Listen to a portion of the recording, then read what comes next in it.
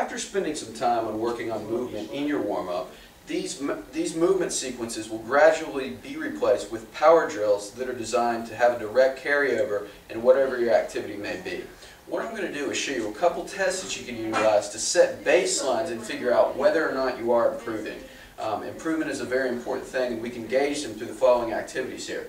Now, for double leg sports, when we're talking about things that involve jumping, we're going to do what's called a vertical jump test.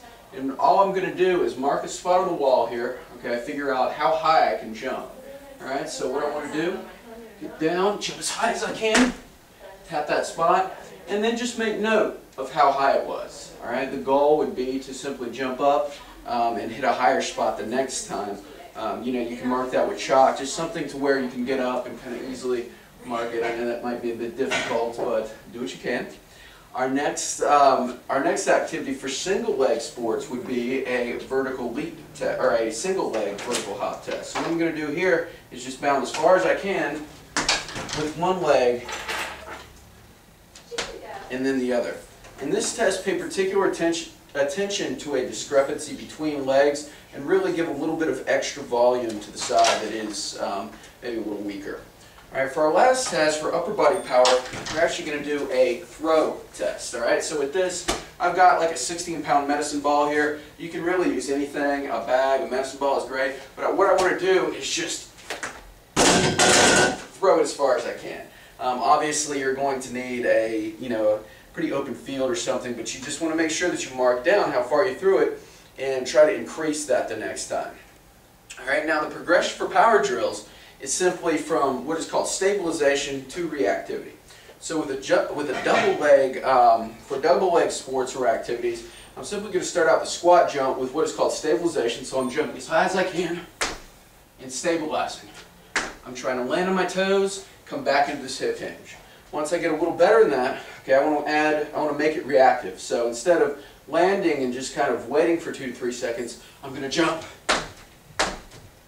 as quickly as I can, 5 to 10 times. With each of these drills, you want to perform no more than 2 to 3 sets, 5 to 10 reps each, no more than that. We want to stay fairly low with power. All right, now for single leg activities, we're going to do what's called single leg jump. All right, with this,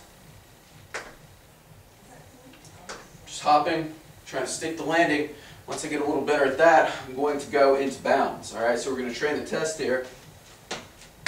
I'm just bounding from side to side. So it would be 5 bounds down, 5 bounds back. If you're dealing with lateral sports, you can also do a lateral bound. For the upper body, okay, we're going to use a medicine ball here, and we're going to train direction. All right, if your sport involves, if you're training golf, for example, your sport involves rotation, you're going to want to do something like a rotational medicine ball toss. Once again, that involves rotation of the body. So with this, I'm going to start with just a catch, and then I'm going to get more explosive as I go along.